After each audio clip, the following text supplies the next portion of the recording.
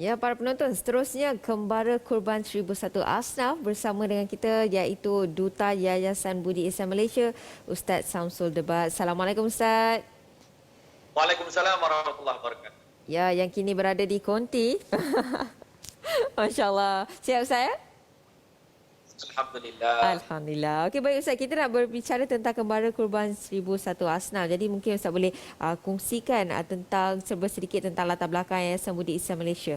Silakan. Terima kasih Haji Sofiam. Kalau kita Sama. lihat, Yayasan Malaysia ni tubuhkan kira-kira 3 tahun yang lalu, yang mana sepanjang 3 tahun ni memang memperjuangkan nasib fakir miskin, tak kira agama, latar belakang, keturunan dan juga negara. Di seluruh dunia kita bantu.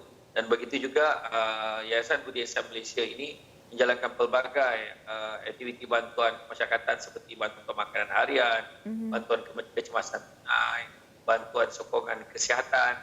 Kita membaiki macam program My House, hijrah, kita repair rumah-rumah asnaf. Ya. Dan begitu juga kita juga telah menerbitkan majalah Suara Asnaf untuk memberikan laporan-laporan, gambar-gambar yang terkini, bantuan-bantuan yang kita adakan daripada masa ke semasa untuk makluman semua. Dan pada tahun ini, nak maklumkan yang kita siaran pagi ini, kita akan melaksanakan sekali lagi iaitu program Kembara Korban satu Asnaf di dalam negara dan juga di luar negara. Yang mana pada tahun lepas, fokus kita tahun lepas kita buat di negara-negara Afrika dan juga dalam negara kita telah mendapat lebih 30,000 penyertaan daripada yang sanggup yang memang dengan berkorban yang nak menyertai bedah korban bersama dengan Yayasan Malaysia.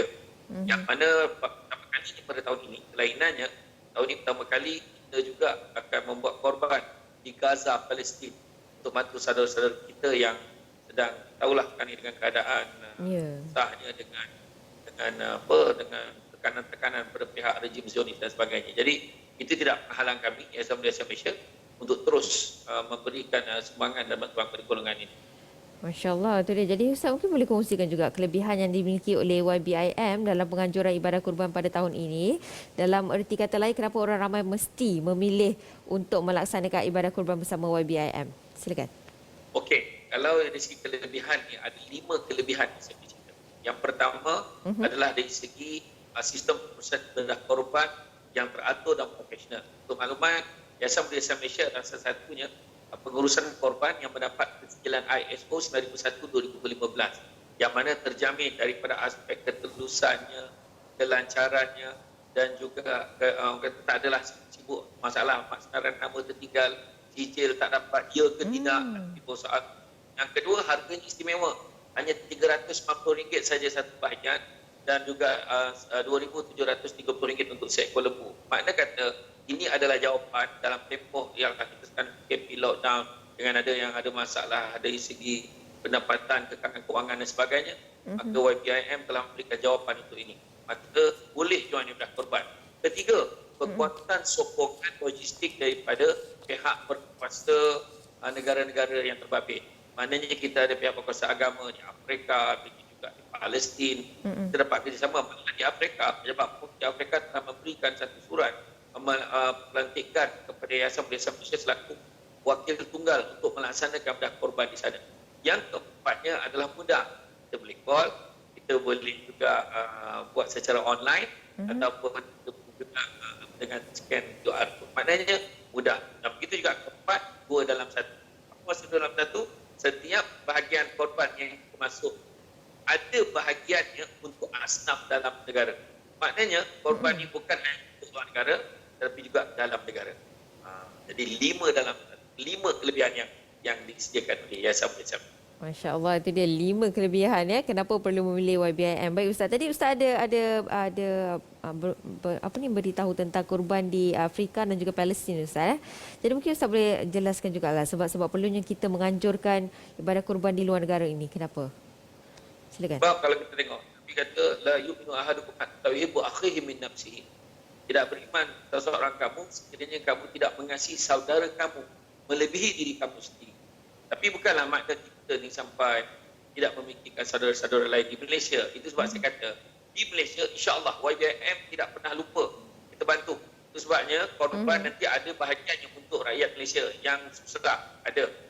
kita susah-susah kita di Malaysia macam Raja Sofi di taman perumahan masing-masing. Ada sampai kat kampung. InsyaAllah daging korban akan sampai dekat rumah kita. Betul. Kan? Keprihatinan penduduk. Tapi kalau kita tengok macam sahabat-sahabat kita, saudara kita di Gaza, Palestin. Masuk hari ini dah lebih 2 bulan dah mereka bertempur dari tim Zionis. Dia tak tahu macam mana nasib mereka. Dan bayangkan mereka tak fikir pun pasal raya haji sekarang ni. Macam mana dia nak buat ni. Dia tak fikir lagi. Kita kena bantu. Dan yang keduanya macam kalau kita tengok di Afrika. Tahun lepas di negara-negara Afrika, di Rwanda, Mali, Chad, Kongo, Nigeria yang kita bantu tahun lepas. Bayangkan seawal jam 12 malam mereka dah beratur dah nak ambil daging korban esok pagi.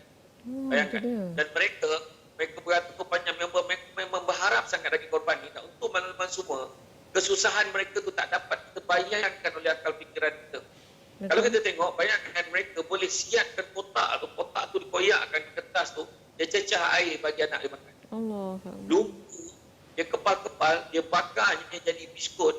Itulah yang disuapkan anak dia. Dan begitu juga air, kita ingat dia minum air teh susu. Rupanya air lopak, lumpur tu, itu yang dicedok, yang dijadikan air minuman mereka. Bayangkan. Jadi itu sebab saya kata, dan kita tak perlu risau sebab kita ni di sana, di negara Afrika, negara luar ni, kita ada lebih kurang 3,000 petugas kita yang dah bersedia untuk melaksanakan korban untuk bantu kita. Jadi terjamin telus, sudah ada profesional insya-Allah. Jadi kita tak perlu risau, insya-Allah kita akan rasa senang hati apabila menyertai korban bersama dengan Yayasan Budi Establish. Masya Allah, itu dia penerangan yang cukup jelas mengenai mengapa kita perlu memilih YBIM dan seterusnya. Ustaz, bagaimana para penonton yang sedang menonton sekarang ini ingin mendaftar supaya mengerjakan ibadah kurban itu sendiri bersama dengan YBIM? Bagaimana yang saya sebutkan tadi, cukup mudah. Pertama, kita boleh hubungi talian telefon yang tertera tu kat bawah tu. Baik. Boleh telefon tertera. Yang kedua, kita juga boleh melayari website kami di www.ybim.org.my dan begitu juga kita boleh imbas kod QR. Kod QR. Keluar sikit, tu dia. Kod QR tu. Scan je dekat situ, insya-Allah anda boleh terus, kita akan terangkan dekat dalam tu cara-cara untuk menyertai ibadah korban. Kalau telefon tu pun kita akan bantu. Kalau kita online pun kita akan bantu. Tak ada masalah. Jadi mudah. Tak sampai pun 2 minit dah selesai insya-Allah. Dan begitu juga nak maklumkan juga, bila penyertaan ni kita akan bagi sijil penyertaan sebagai tanda selesai ibadah korban. Tak cukup dengan sijil penyertaan, hadiah istimewa juga kami sediakan untuk mereka yang bertuah. Masya Allah, hadiah pun akan disediakan. Ustaz mungkin boleh kongsikan hadiahnya? Hadiah terdiri daripada susu Situ Joy. Adalah hadiah tu kena join dululah baru tahu. Adalah. Itu dia. Peluangnya masih banyak lagi Ustaz, sekiranya para penonton nak join ni, insya-Allah. Sekarang ni untuk makluman semua, sekarang ni tengah ramai ni join ni, dan kita yang paling masalah adalah kebanyakan rakyat Malaysia ni dia suka last minute. Jadi untuk makluman semua kita akan tutup kira-kira 5 hari sebelum Hari Raya Aidiladha. Jadi jangan tunggu last minute, sekarang daftar untuk memudahkan pengurusan ini, insya-Allah.